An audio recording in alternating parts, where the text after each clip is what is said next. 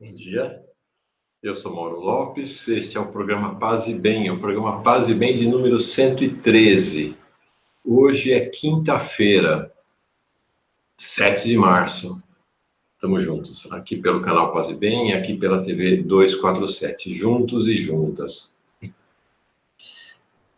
Um aviso ou um pedido para começar o programa, o de todo dia. Inscreva-se no canal Paz e Bem. Se você não está inscrita ainda, é super fácil se inscrever, é só chegar na página inicial, clicar no botão de inscrição, clicar ao lado no sininho para receber as notificações da programação Paz e Bem de todos os dias, e também torne-se assinante, faça uma assinatura solidária do canal Paz e Bem. Vá se integrando à comunidade, vão fazendo crescer essa comunidade, dotando ela de um pouco mais de estrutura e capacidade de ampliação. Enfim, torne-se uma assinante solidária do canal Paz e Bem. É fácil, o link está na descrição do vídeo, o link está também na página inicial do nosso site, pazebem.org, pazebem.org, no pé, né, no finzinho da página, da homepage, como o pessoal diz, da primeira página, da página inicial do nosso site, o pazebem.org. Hoje, quinta-feira, logo depois do Paz e Bem, para quem assiste aqui pelo canal Paz e Bem, na TV 247 ele não é transmitido, mas logo depois, às 7 horas da manhã, tem o Caminhos do Espiritismo, com a Carla Pavão, ao vivo, e com diálogo durante o programa. Eu não sei quem é o convidado, acho que é o Carlos Orfan hoje, junto com a Carla Pavão, fazendo o Caminhos do Espiritismo. E às 5 horas da tarde, um encontro com o monge Marcelo Barros, para falar sobre diálogo interreligioso no chão da religiosidade popular brasileira. Vai ser muito legal. 5 horas da tarde, ao vivo, pelo canal Paz e Bem, retransmissão na sexta-feira pela TV 247. Tá bom? Bom, queria começar nosso programa hoje celebrando a vitória da Mangueira. Celebrando a vitória da Mangueira no Carnaval, um Carnaval que foi tão vertiginoso, né, com a luta política chegando ao auge, aí, por conta das seguidas agressões do Jair Bolsonaro ao povo brasileiro, né, a educação primeiro, depois a cultura, né, na figura da Daniela Mercury e do Caetano Veloso, e finalmente aquele vídeo obsceno que horrorizou o país e o mundo, deixou todo mundo estupefato. Como é que é possível ter um presidente da República que se compraz em divulgar vídeos obscenos? Mas foi também um carnaval, né? Se houve tanta treva nesse carnaval, houve muita luz também, né? O carnaval foi um carnaval de muita luz, porque foi o carnaval da resistência do povo brasileiro, né? Da manifestação de milhões de pessoas nas ruas, da repulsa a esse tempo de trevas, da repulsa ao Bolsonaro e do grito por Lula livre. E a vitória da Mangueira no carnaval do Rio de Janeiro coroa, então, né? Ela surgiu nas avenidas e foi consagrada na apuração, na quarta-feira de cinzas, ontem. Então, ela coroa este aspecto iluminado deste carnaval, né? Iluminado pela presença e pela presença ativa e altiva do povo brasileiro. Carnaval da Resistência, o samba enredo da Mangueira, o desfile da Mangueira, exatamente os heróis da resistência, né? Todo um samba enredo, um desfile, uma construção da Estação Primeira de Mangueira, voltado a homenagear os heróis e as heroínas colocados à margem pela historiografia oficial, pela história contada pelas elites, pela história que é escamoteada, escondida aos mais pobres do país, e que, de alguma maneira, durante os governos do PT, essa história começou a se tornar história oficial, história ensinada nas escolas. Não é à toa que uma das principais medidas pretendidas pelo governo Bolsonaro é expulsar esta história contada nas histórias para voltar à história oficial, né, a história das elites, na qual os heróis anônimos não têm vez, não têm voz. Eu queria ler alguns versos do Samba Enredo da Mangueira, que são realmente antológicos, acho que passam a patrimônio da história brasileira. Então tem um verso aqui muito bonito, e ele tem muito a ver aqui com Paz e Bem, já explico por quê, muito a ver com Paz e Bem. Deixa eu te contar a história que a história não conta. Na luta é que a gente se encontra. Desde 1500 tem mais invasão que descobrimento. Mulheres, tamoios, mulatos, eu quero o Brasil que não está no retrato. Brasil, chegou a vez de ouvir Marias, Maíns, Marielles, Malês. O que nós vamos fazer aqui no Paz e Bem? A partir da segunda-feira que vem, começa o novo curso com o professor Pedro Lima Vasconcelos. Um curso solicitado, pedido pelo presidente Lula. Então, primeiro registro, esse programa de hoje é um programa no qual nos voltamos toda a comunidade de Paz e Bem, todos aqueles que estão assistindo esse programa hoje, estamos todos voltados para Curitiba, para você, presidente Lula, para você. Já vamos chegar lá.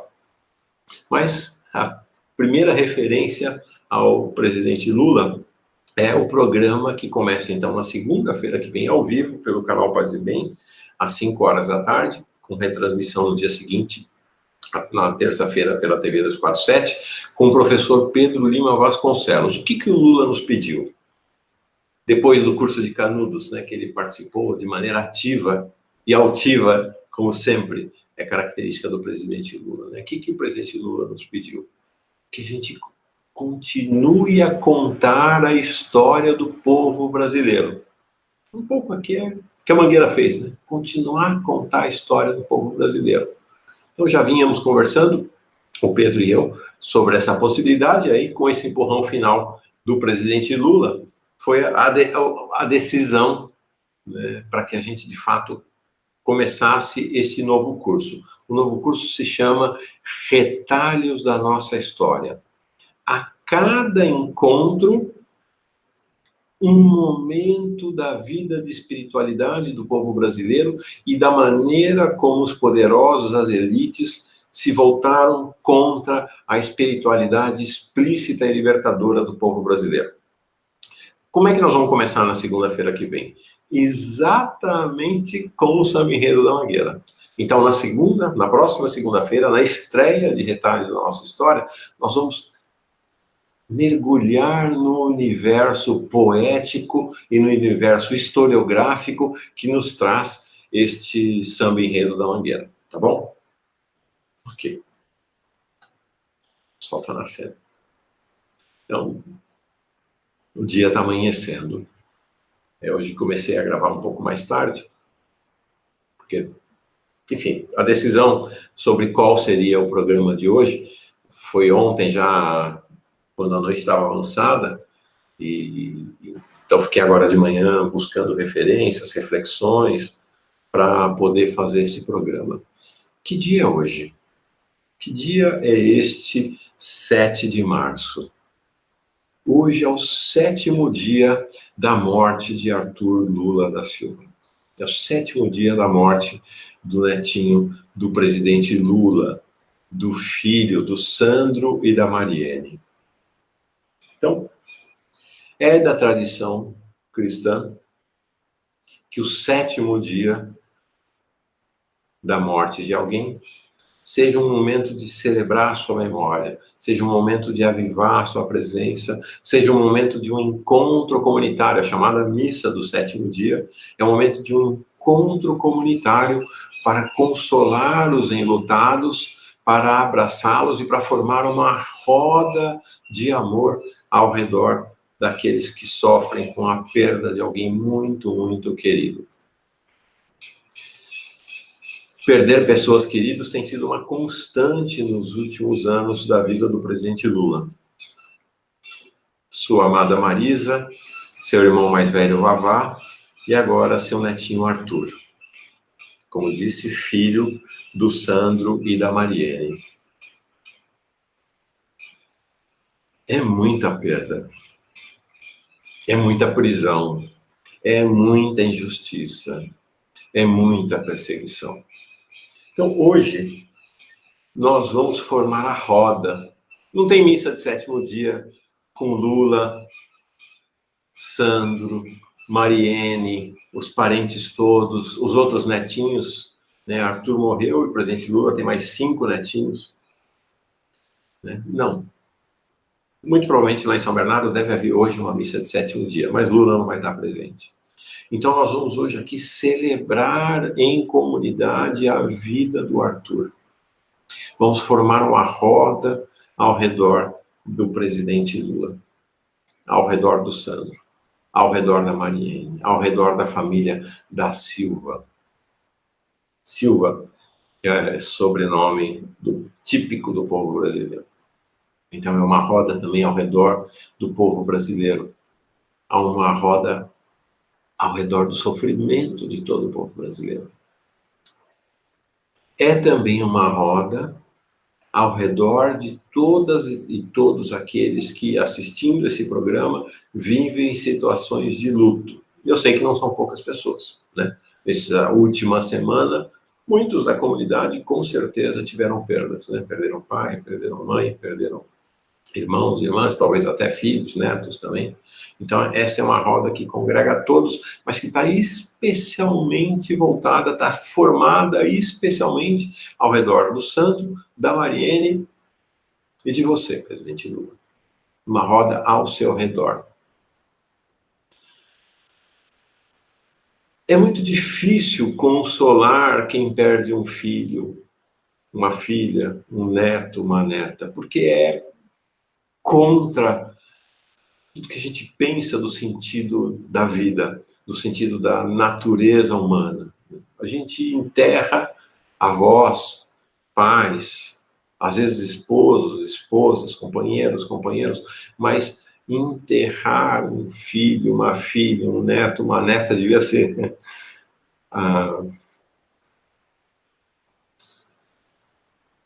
devia ser algo proibido, né? Devia ser algo proibido. Então, consolar alguém que perdeu um filho, uma filha, um neto, uma neta, como o Arthur, é muito difícil. Eu diria que a gente deve ser muito cuidadoso, muito cuidadoso, muito cuidadosa, porque palavras vãs de consolo não servem de nada nesta hora. Nada, nada. Aqui, a morte do Arthur me evocou muito o massacre, o chamado massacre dos inocentes, né? A morte dos meninos em Belém, como vingança de Herodes, como um ato de Herodes para prevenir-se, para tentar frustrar o nascimento de Jesus, o nascimento daquele que se anunciava como Salvador e Libertador do povo de Israel. Me lembrou demais, me evocou demais. E aí diz assim: Herodes ficou enfurecido e mandou matar em Belém e em todo o seu território todos os meninos de 2 anos para baixo. Arthur tinha 7. Aqui está se falando dos meninos de 2 anos para baixo. Mas está aqui, Arthur está aqui. Conforme o tempo que havia se certificado com os magos. Então, ele está se referindo ao que é o tempo, então, né, que Jesus talvez tivesse até 2 anos de idade. Então, mandou matar todos os bebês, meninos de até 2 anos de idade. Então, cumpriu-se o que fora dito pelo profeta Jeremias. Uma contemplação sobre o massacre dos meninos, sobre a morte dos meninos, acontece aqui, estou tomando uma passagem do Evangelho de Mateus, a partir deste trecho do profeta Jeremias, que se refere à morte de outros filhos. Que trecho é esse? Ouviu-se uma voz em Ramá, choro e grande lamentação. Raquel chora seus filhos e não quer consolação, porque eles já não mais existem. Está aqui no capítulo 2 do Evangelho de Mateus. Raquel não quer consolação. seus filhos não existem mais. Como consolar quem perde um filho, uma filha, um neto, uma neta? Como consolar quem perdeu o Arthur? É muito difícil. Não há palavras suficientes de consolo sobre a terra para estancar essa dor. Então, o que nos cumpre? Aí eu quero dizer, essa é uma vivência aqui na nossa família. Em 2016, também no início de janeiro de 2016, eu e Silvia e eu, perdemos um bebezinho que estava ainda no útero dela, né? Ser nosso filho. Hoje temos o Luigi, não é meu filho biológico, não. A alegria da nossa vida, alegria, uma das alegrias da nossa vida, né? Com o Luigi, completei um quarteto de filhos e agora também um neto. O Benjamin, de 8 anos de idade, o Luigi também de 8 anos de idade. Mas foi uma caminhada que a gente fez, uma tentativa de, né, termos um filho biológico, né, resultante do nosso casamento, da nossa união. E ele se foi, né? Em janeiro ele se foi. Nós sofremos muito, muito. Mas especialmente a Silvia abriu um buraco sem tamanho no coração da Silvia. Buraco sem tamanho. Que até hoje não está preenchido. Então, de alguma maneira, presidente Lula, Sandro e Mariene, consigo entender ainda que pouco, porque cada um é cada um, cada história é uma história, que buraco é este? Sobretudo ao contemplar o buraco enorme que se formou no coração da Silvia depois da morte do nosso bebê. A Silvia brigou com Deus. Desde a morte do nosso bebê, a Silvia brigou com Deus. A Silvia entrou num processo de, mas que Deus é esse que permite que o meu bebê seja morto? Que Deus é este que mantém a justiça no mundo e, ao mesmo tempo, leva nosso bebê?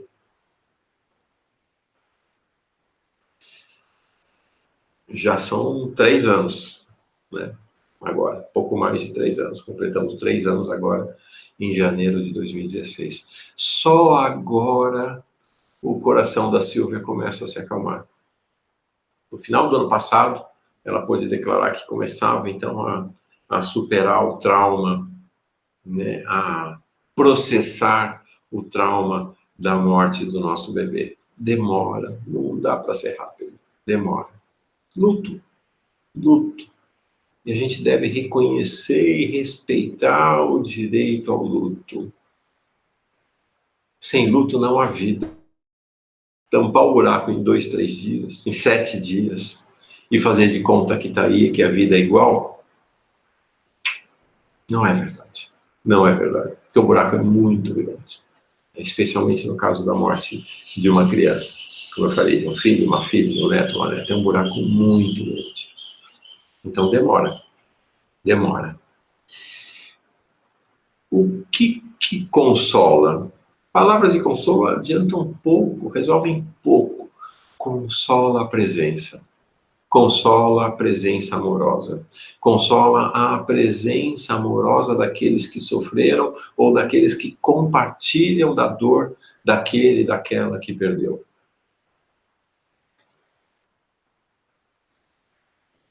Aos poucos a Silvia está voltando, né?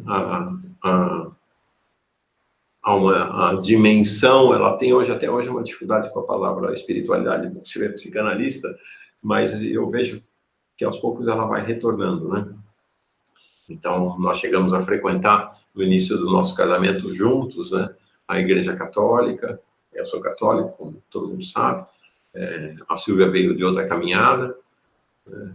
A família dela é originalmente adventista do 7º dia, converteu-se católica antes da gente casar, antes da gente começar a se relacionar, inclusive, mas aos poucos ela foi se afastando e hoje ela tem um diálogo interessante, ela vem construindo um diálogo interessante com o xamanismo, com o budismo, está numa busca agora vinculada ao Daime, né? na caminhada do feminino, né, do sagrado feminino. Então, ela tem uma caminhada muito própria, que acho que vem acontecendo aí lentamente ao longo dos últimos tempos. Então, de alguma maneira, presidente Lula, entendo a sua dor. Imagino até que haja revolta em relação a essa situação, porque é difícil não se revoltar diante da morte de uma criança. É muito contra a natureza. É muito contra a natureza. E no caso da morte do Arthur, o contexto especial, particular dessa tragédia. É evidente que Arthur é uma vítima de toda essa perseguição contra a família, contra Lula, Marisa, seus filhos, seus netos, contra toda a família. Arthur morreu numa meningite. Ele é culpado da meningite. Mas esta bactéria que se instalou em Arthur estava lá, estava no ar. Estava no ar. Podia adoecer qualquer pessoa. Então, de alguma maneira, alguma fragilidade nesse menino permitiu que ela se desenvolvesse, que a doença se instalasse e se desenvolvesse até a sua morte. Quem sabe que fragilidade é essa? O presidente Lula falou. Lula, você falou. Do sofrimento desse menino com o bullying que ele sofreu seguidamente na escola. Gente, uma criança, a foto que está na capa desse Paz e Bem é do Arthur e do outro netinho, um outro netinho do presidente Lula, o Pedro, um ano atrás, então, quando Arthur tinha 6 anos. Perseguição na escola. Gente impiedosa, cerco a família do presidente Lula, cerco a ele, a Marisa, até a sua morte, depois da sua morte, cerco, perseguição, bullying, como ele falou. Não é o caso de apontar o dedo. Lula não apontou o dedo contra ninguém na morte de Marisa. Não vai ser agora que vai apontar o dedo contra alguém na morte de Arthur. Mas é importante entender esse contexto. Há um contexto no qual inserem-se as mortes de Marisa, Vavá e agora de Arthur. Como é que nós nos colocamos diante dessa situação? Desse cenário, do sofrimento do presidente Lula e de sua família? Nós vamos formar uma roda. Nós seremos uma roda, de alguma maneira misteriosa. Lulinha, paz e amor, presidente Lula. De alguma maneira misteriosa, nós todas e todos, todo o povo brasileiro, o melhor do povo brasileiro, vai entrar e formar essa roda aí na sua cela em Curitiba. É um mistério. A morte é um grande mistério, é o grande mistério, né, da nossa existência, da nossa vida. Eu achei que era importante trazer um amigo nosso e um amigo muito especial do presidente Lula, que é o Leonardo Boff, para falar um pouco sobre esse tema difícil, sobre esse mistério da morte e nos introduzir, então, a uma ação concreta de solidariedade. E hoje eu vou convocar toda a comunidade para uma ação concreta e revolucionária de solidariedade amorosa com o presidente Lula, com o Sandro, com a Mariene, com toda a família Lula. Então, trouxe aqui o Boff. Vou ler um trecho deste livro que me causou tanto impacto ao longo dos anos, Vida Além da Morte. Então, leio aqui para Lula, grande amigo, velho amigo íntimo de Boff, né, um texto dele, que também passa a ser um texto para nós todos. O homem é um nó de relações e dinamismo sem limite, voltado para todas as direções, clamando para uma realização plena e por um desabrochar num derradeiro sentido. Na situação terrestre, só pode concretizar algumas das possibilidades dentre as ilimitadas que se ocultam no seio de seu ser. Essa definição do Boff sobre quem nós somos é maravilhosa. Nós somos um nó de relações e dinamismos sem limites. E é no contexto, então, deste nó de relações e dinamismos sem limites que marca a vida de cada ser humano, que marcou a vida do Arthur, que marca a vida do Sandro, da Mariene, que marca a sua vida, presidente Lula, que se insere este movimento que toda a comunidade 247, todo o povo brasileiro faz na sua direção, na direção de vocês. A morte é sim o fim da vida, mas fim entendido como meta alcançada, plenitude almejada e lugar do verdadeiro nascimento. A morte como fim é verdadeira. Ela marca uma ruptura de um processo, cria uma cisão entre o tempo e a eternidade. Mas esta definição cobre apenas um aspecto do homem e da morte, o biológico e o temporal. O homem é mais do que o bios, mais do que o biológico, porque é mais do que um animal, é mais do que o tempo, porque ele suspira pela eternidade do amor e da vida. Todos nós, todas nós. O homem é pessoa em interioridade. Para esse, a morte não é um fim, mas um fim plenitude e um fim meta alcançada. Ah, grande mistério, grande mistério. Grande e doloroso mistério que o Boff nos apresenta. O homem nasce, cresce, se desenvolve, madura, envelhece e morre. O ciclo natural da vida. Inicia sua vida com um enorme potencial dinâmico, que, porém, se desgasta à medida que vai envelhecendo. É a curva biológica, caracterizada por uma perda progressiva e irreversível de material genético. Mas, e aqui um grande mistério, presidente Lula, um grande mistério, Silvia, meu amor, um grande mistério a todos vocês, todas vocês que passam agora e passarão por essa dor lancinante da morte de uma criança. A criança é suficientemente velha para morrer. A criança, nos diz Boff, é suficientemente velha para morrer. Porque nela a concretização da vida já está dada. Toda criança já está pronta para o fim meta, para o fim plenitude. Por mais misterioso e doloroso que nos seja. A morte não vem de fora, ou no final da vida biológica. Ela coincide com a vida. O homem vai morrer em prestações. O homem, a mulher, a criança, todo ser.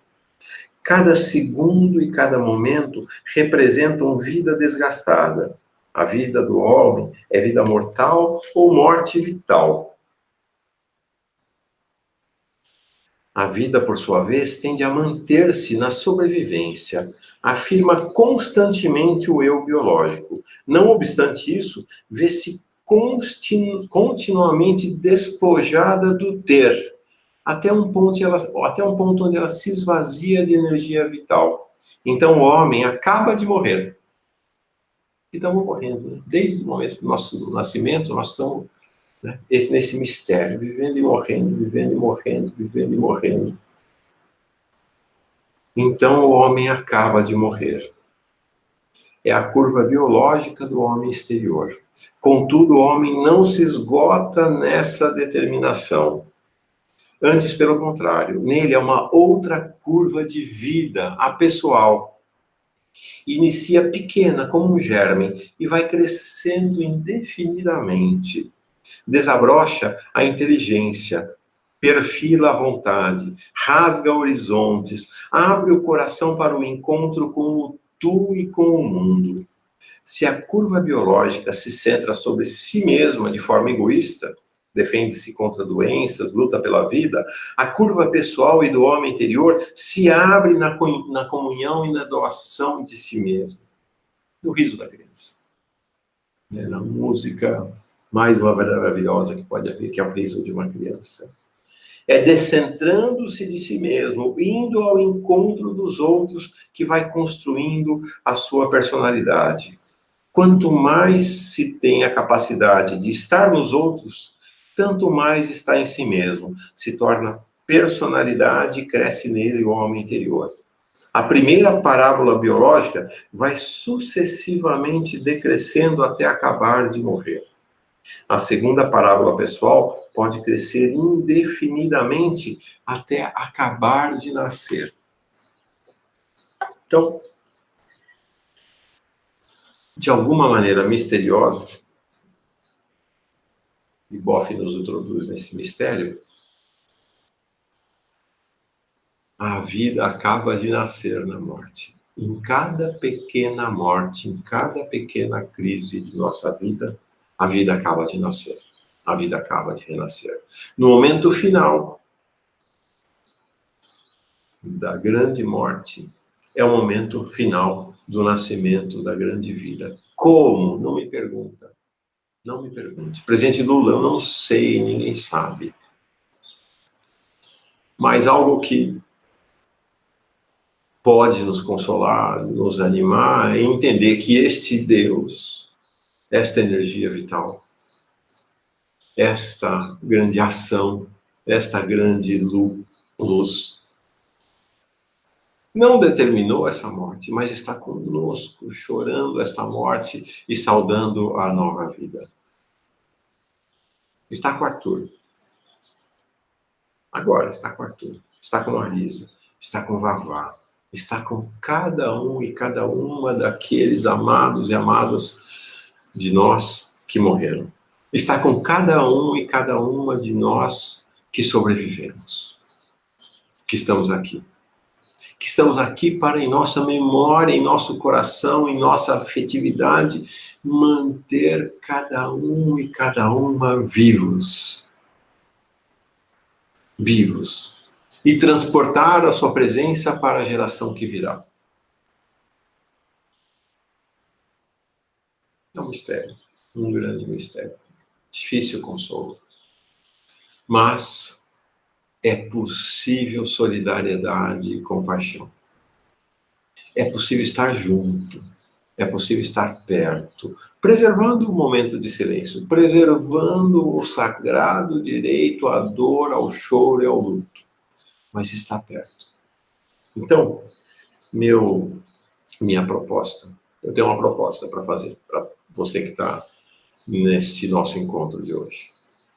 Nós vamos fazer uma ação de aproximação amorosa ao redor dessa família da Silva. Nós vamos fazer da Silva ao redor do Sandro, da Mariene e muito especialmente ao redor do presidente Lula, que está lá, que está aí, né, presidente? Aí na cela. Né? Tanto tempo sozinho. Então, nós não vamos te deixar sozinho. Né? O povo brasileiro não tem te deixado sozinho. Né? Esse acampamento ali, aí do lado de fora, em Curitiba, esse corajoso, valente, né, persistente acampamento é uma presença amorosa, física, né, cotidiana ao seu lado. Então, agora nós vamos fazer, então, uma roda adicional que vai ingressar dentro da série em Curitiba. Como? Qual é a minha proposta para nossa comunidade Paz e Bem, para você que está assistindo o programa hoje pela primeira vez, que assistiu o 113, que assistiu 10, 20, tanto faz, para todo mundo.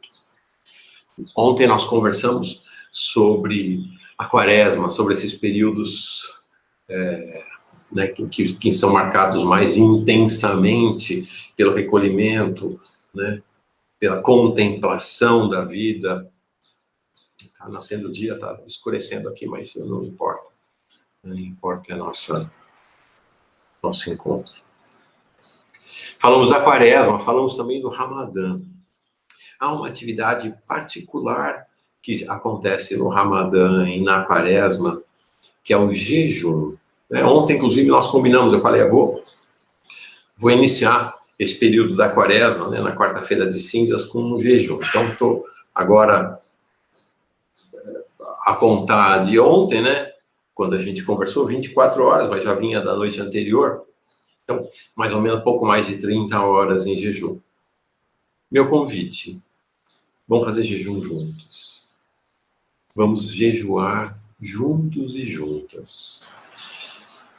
Ah, o presidente Lula não vai saber, não, vai saber sim. Ah, o presidente Lula não vai sentir. Ah, vai sentir sim. Na quarta-feira da semana passada, nós tivemos um encontro muito bonito com o Valcino Teixeira aqui no Paz e Bem, que já foi transmitido pela TV 247, sobre a mística zen budista.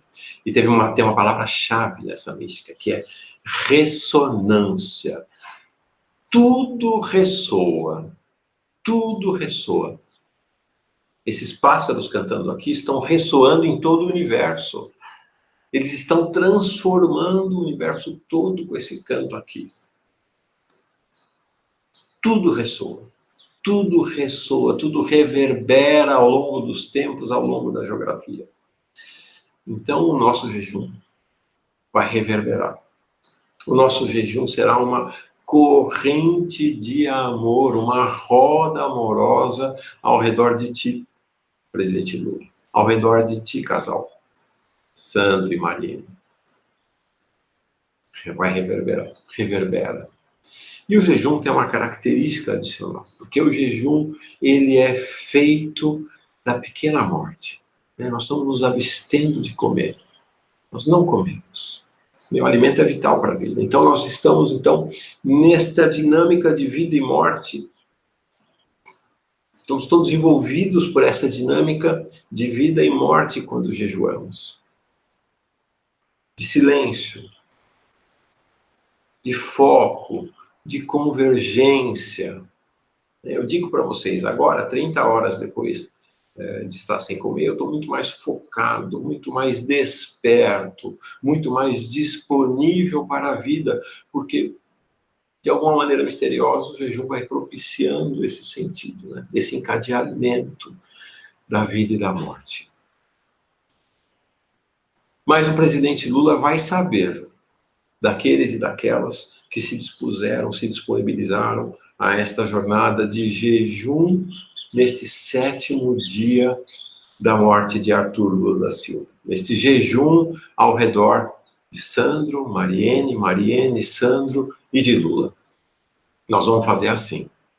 Se você vai participar dessa roda, isso é um convite, é uma convocação. Se você vai participar dessa roda de jejum a partir de agora, ao longo do dia de hoje, como é que você vai jejuar?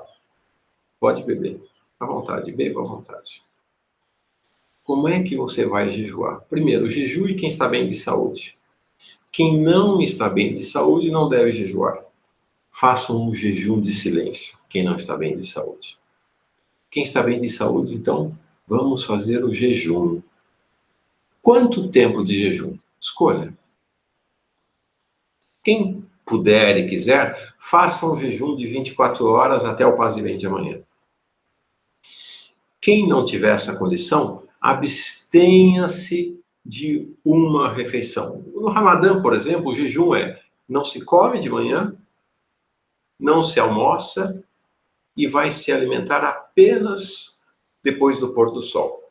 Apenas janta-se, de maneira frugal, de maneira muito frugal. Então, faça o jejum do Ramadã, não se alimente ao longo do dia e aguarde para se alimentar só à noite. Ou, se você já tomou o café da manhã, não almoce. Escolha o formato do seu jejum. E aí o que eu quero fazer? Vou dar uma orientação importante, preste atenção se você vai fazer o jejum. Nesta página tem a área de comentários, tanto aqui no Paz e Bem quanto aqui no 247. Se você entrou na jornada do jejum, escreva seu nome, diga: eu jejuei. Eu jejuei em comunhão com o presidente Lula, com o Sandro e com a Mariene. Eu jejuei na memória do Arthur Lula da Silva. Escreve isso na área de comentários deste Paz e Bem 113. Tanto faz se é no canal Paz e Bem ou na TV 247. Eu vou recolher o nome de cada pessoa que jejuou. Vou escrever a lista e mandar para o presidente Lula. E mandar para a Mariene e para o Sandro. Vai chegar neles. Então, eles poderão contemplar esta roda amorosa, verdadeiramente revolucionária, verdadeiramente ativa de amor e solidariedade ao redor da família. Ao redor de ti, presidente Lula, de ti, Sandro, de ti, Mariene, celebrando a vida, celebrando o mistério da vida do Arthur, da presença do Arthur durante 7 anos entre nós, iluminando o mundo. Ok? Então é isto. Jejum.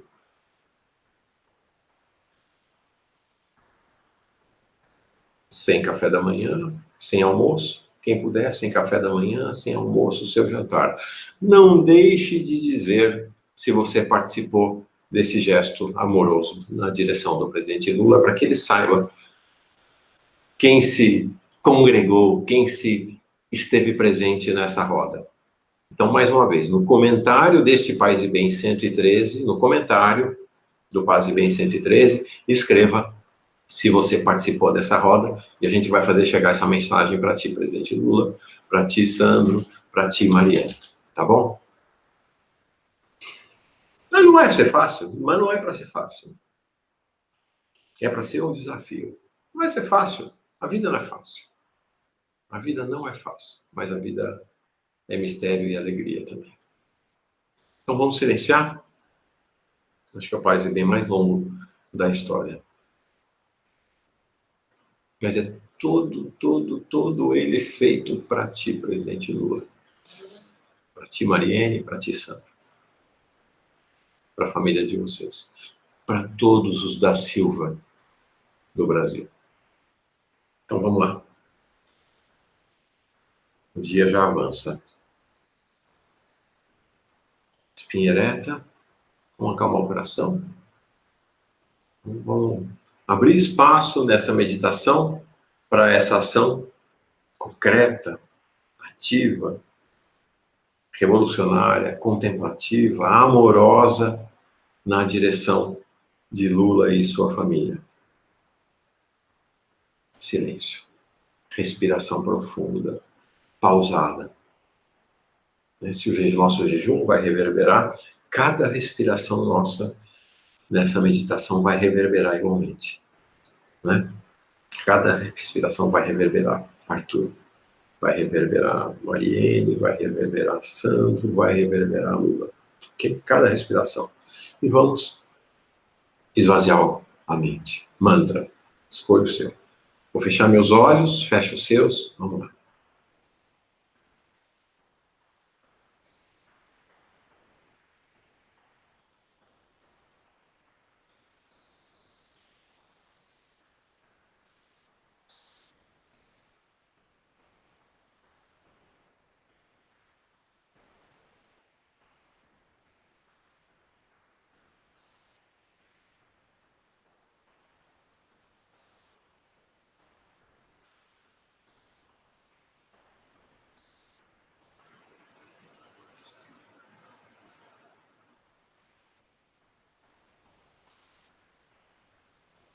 Ok. Presidente Lula, o nosso coração é seu. Paz e bem.